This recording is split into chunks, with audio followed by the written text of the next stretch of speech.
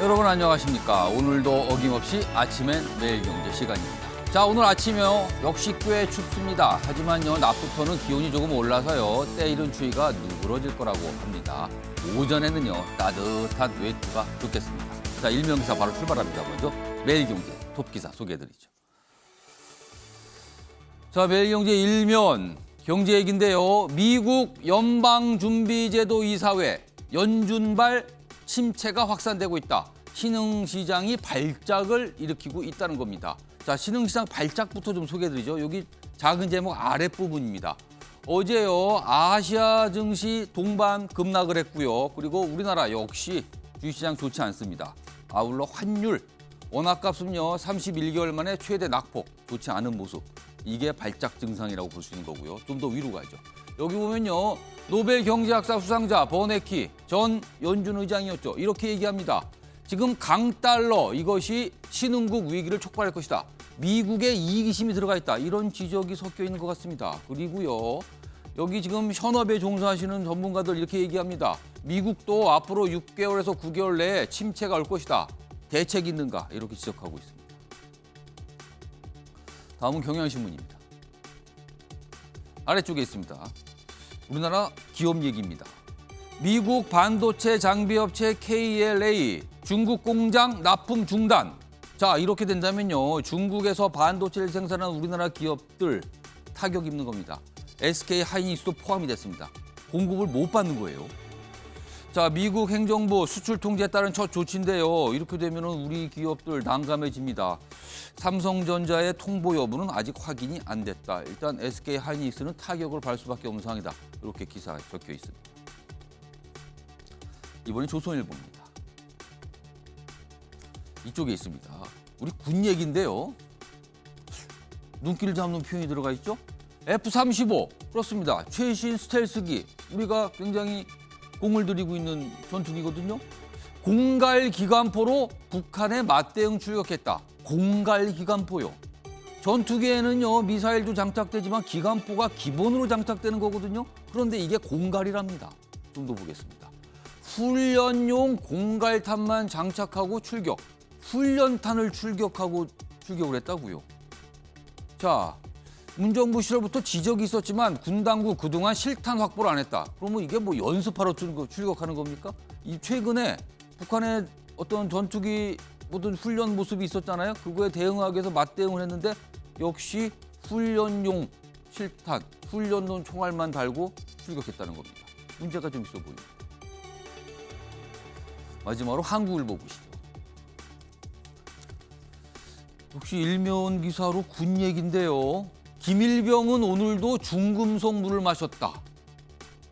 부대 내 마시는 물, 이걸 따져보니까 12.5%가 부적합이라는 겁니다. 군에서 식수로 보급 중인 군용수, 따져보니까 뭐 전체는 아니지만 일부에서 일반 세균도 검출되고요. 비소가 나왔답니다. 이거는 들어가면 안 되는 건데 검출됐다는 거죠. 그럼 군에서 먹는, 우리 병사들이 먹는 물, 이거 물 관리 제대로 되는가? 최근 이제 국정감사기 때문에 이런 종류의 기사들, 지적하는 기사들 많이 나오고 있습니다.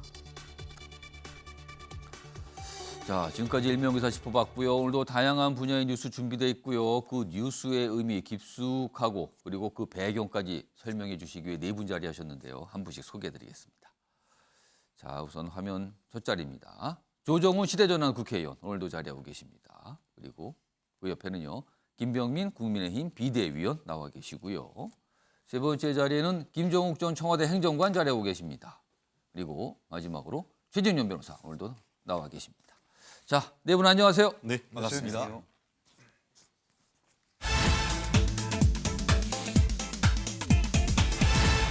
자, 아침의 매일경주 오늘의 첫 주제 키워드로 확인해 보겠습니다.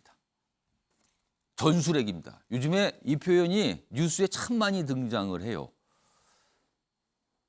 아마 이쪽 분야에 좀 이해가 깊으신 시청자분께서는 알고 계실 거고요. 아니면 관심이 좀 덜하신 분들은 많이는 들어봤는데 정확하게는 모르겠다. 이 뜻이 무엇인지는. 무슨 핵무기 얘기하는 것 같긴 한데 뭐 이런 반응도 있으십니다. 자, 그럼요. 기사로 좀 확인해 보겠습니다. 커지는 전술핵 재배치론. 자, 일단 전술핵이라는 얘기가 나왔고요. 그냥 배치가 아니라 재배치라는 표현이 등장을 합니다. 그렇다면 과거에 있었다가 사라졌다가 다시 들여오는 거 이런 얘기가 되는 거죠. 그래서 재배치란 말이 나오고요. 자, 윤석열 대통령 어제 이런 얘기를 했습니다. 한국, 미국에서 여러 의견 경청 중에 있습니다. 전술핵과 관련된 질문을 받고 이렇게 얘기합니다. 여기 보시면 여기 작은 제목에 최근에 북한이 전술핵이란 표현을 쓰면서 뭐 연습했다고 스스로 밝혔어요, 지금. 그것도 남한을 겨냥해서요. 그러자 필요성이 우리도 맞대응할 필요성이 제기되는데 윤석열 대통령도 발언에 약간 변화가 나타난 거 아니냐 이렇게 분석하고 있고요. 아래로 갑니다. 지금 정치권 학계 핵은 핵으로 막을 수밖에 없다. 뭐 이런 얘기는 계속 있었고요. 동맹에 기대는 핵우산으로는 한계가 있다. 대북 핵 전략 전면 재검토. 자, 요 내용은 단순히 재배치보다 조금 더 나가는 내용 같아요. 동맹이 아니라 그럼 자체 핵무장? 이런 뜻도 담겨 있는 것 같습니다. 아무튼 이런 내용이 소개돼 있고요. 자, 그럼요. 어제 윤석열 대통령 출근길 약식 회견이죠. 기자들의 관련 질문을 받고 한 얘기가 오늘 기사로 이렇게 소개되는 거거든요. 그 내용 확인해 보겠습니다. 핵을 통해서 얻을 수 있는 것은 아무것도 없다고 생각합니다. 공개적으로 입장을 표명할 수 있는 문제는 아니고 우리나라와 미국의 그 조야의 여러 의견들을 잘 경청하고 또 따져보고 있습니다. 자, 어제 저런 반응, 그러니까 잘 경청하고 따져보고 있다. 듣기에 따라서는 뭔가 전술핵과 관련해서 이렇게 열어둔 것처럼 들리거든요. 그래서 오늘 신문들이 기존 입장과 같은 거다, 아니다. 이건 뭔가 향후의 방향 전환을 열어둔 거다. 여러 가지 해석이 가능하거든요. 그런데요, 앞서서 지난 8월입니다. 취임 100일 기자회견 당시에는 약간 다른 결의 얘기를 윤석열 대통령이 꺼냈습니다. 그 모습 다시 한번 확인해 보겠습니다. 확장 억제가 아마 그 형태가 조금 변화될 수는 있겠습니다만은 NPT 체제에 대해서는 끝까지 포기하지 않고 지켜낼 생각입니다.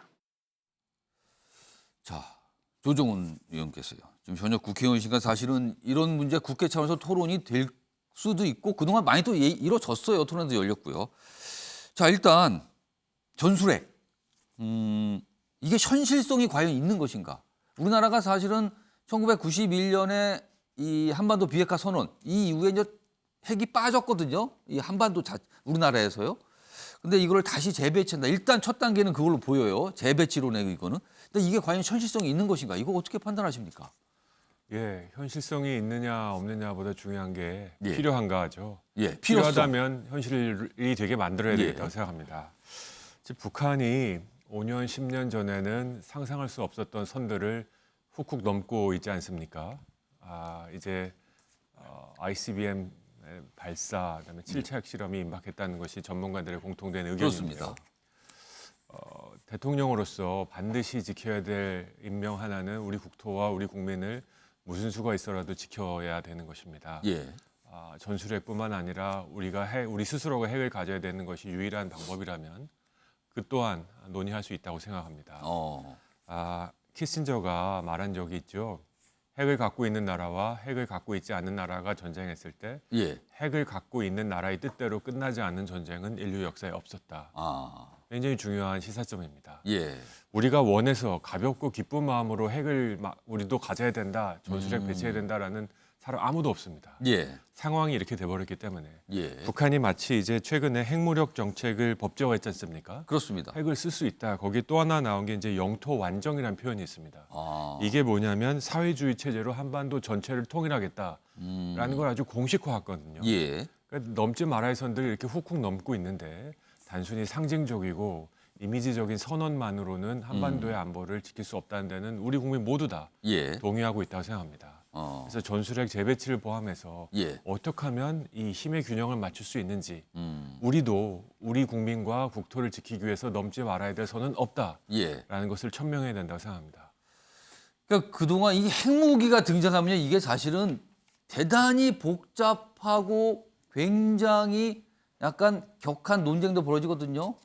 핵은 핵으로만 막을 수 있다. 뭐 이렇게 전제를 까는 쪽도 있고요. 핵은 핵 자체가 사라져야 되는데 왜 핵 얘기를 하는가? 또 이런 반론도 있고요.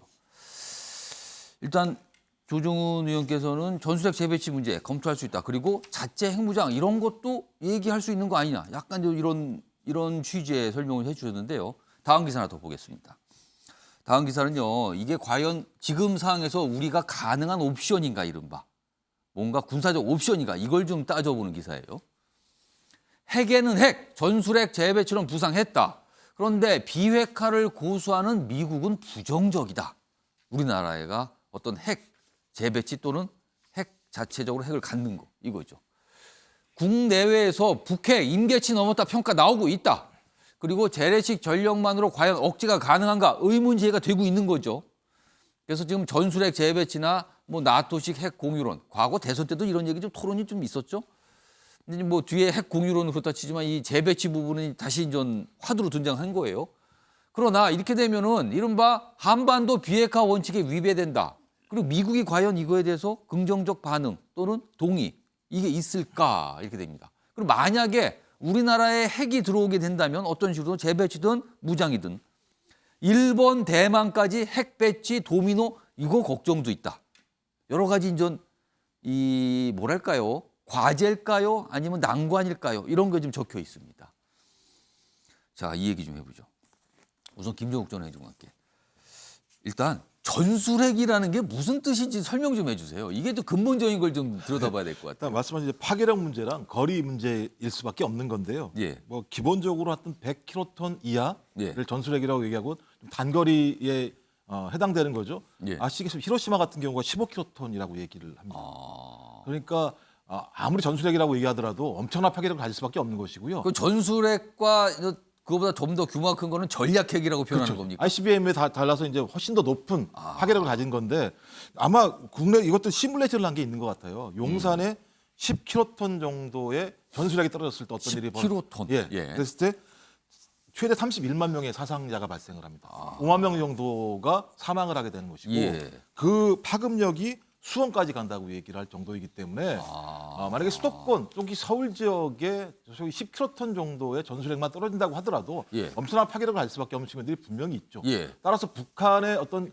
전술핵을 실질적으로 사용할 수 있다라고 얘기는 자기 중대한 위기로 등장할 수밖에 없는 것이고 그렇기 때문에 우리 정부도 거기에 맞게 예. 대응 체제를 만들어야 되는데 말씀하신 것처럼 미국과 중국은 여전히 한반도의 비핵화라는 원칙을 지키고 있습니다. 예. 확장 억제를 한다고 하더라도 저는 예. 미국 주도하에 진행되는 확장 억제일 수밖에 없기 때문에 우리의 제한권이 적을 수밖에 없는 측면들이 분명히 있죠. 예. 일단 우리가 할 수 있는 길은 두 가지밖에 없다고 저는 지금 생각이 듭니다.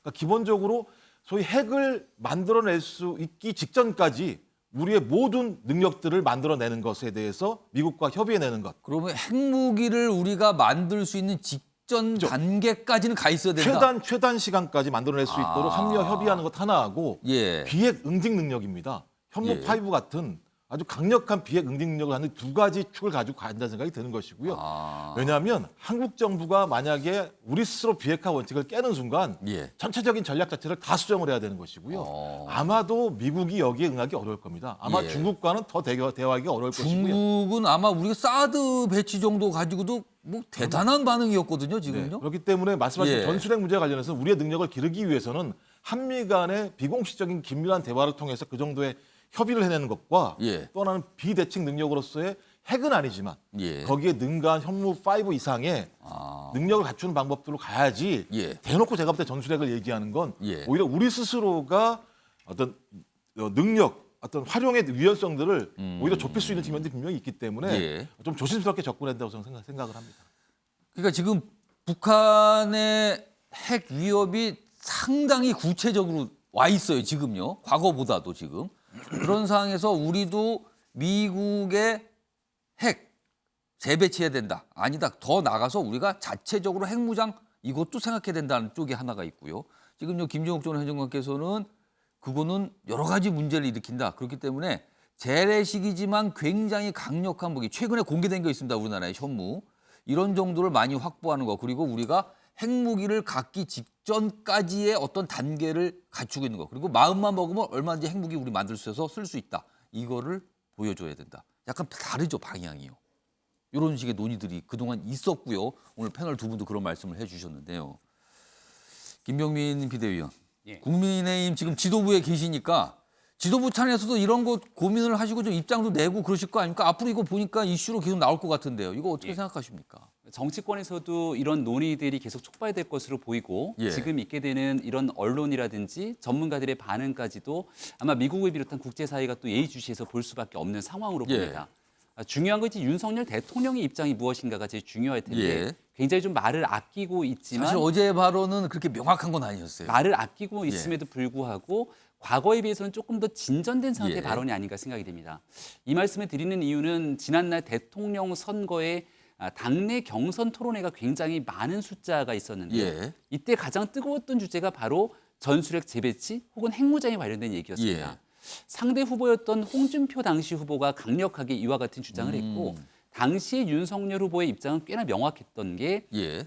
대한민국 자체적인 핵무장을 추진하게 되는 순간 예. 북한이 갖고 있는 핵을 완전하게 공고화시키면서 한반도의 비핵화에 대한 전략은 멀어질 수밖에 없는 일이기 때문에 최우선적인 행동은 일단 북한의 비핵화를 위해서 국제사회 공조를 함께 나가는 것이 우선돼야 된다는 예. 입장을 꾸준히 견지했습니다. 예. 그럼에도 불구하고 마지막 순간 북한이 최악의 선을 넘게 됐을 경우는 어떻게 할 것인가에 대한 물음이 남아 있는 거죠. 근데 가정하고 싶지 않았던 그 순간이 북한의 7차 핵실험이 임박해 있고 예. 그리고 ICBM 발사 등을 통해서 언제든지 미국까지 이 핵무기에 대한 소형화 이후로 미 본토를 공격할 수 있는 위협까지 나서게 됐을 경우 예. 그리고 여기에 대해서는 과연 대한민국은 가만히 북한의 비핵화를 그때도 주장하면서 예. 바라만 보고 있을 거냐는 주장이 결국 설득력 있게 다가설 수밖에 없을 겁니다. 지금 사실 그 단계까지 거의 온 거 아닙니까? 지금? 그렇죠.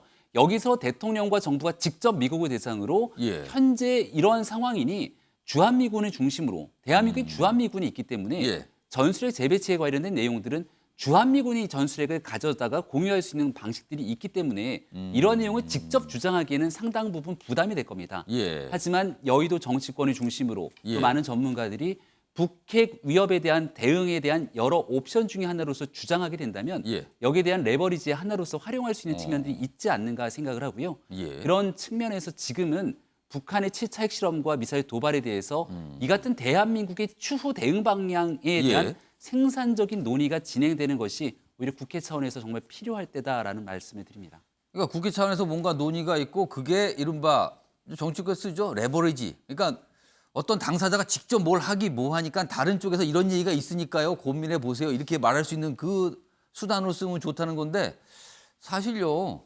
동해상에서 군사훈련한 것도 지금 엄청난 정쟁 아닙니까? 이 전술핵 갖고도 여야가 생산적인 토론이 가능할지 모르겠습니다. 지금으로서는요. 솔직히 말씀드리면 굉장히 의문이긴 합니다. 사실은요. 그런데 일단 이 전술핵 문제는 정치권에서 새로운 이슈로 지금 등장한 것 같습니다. 오늘 첫 주제로 다뤄봤습니다.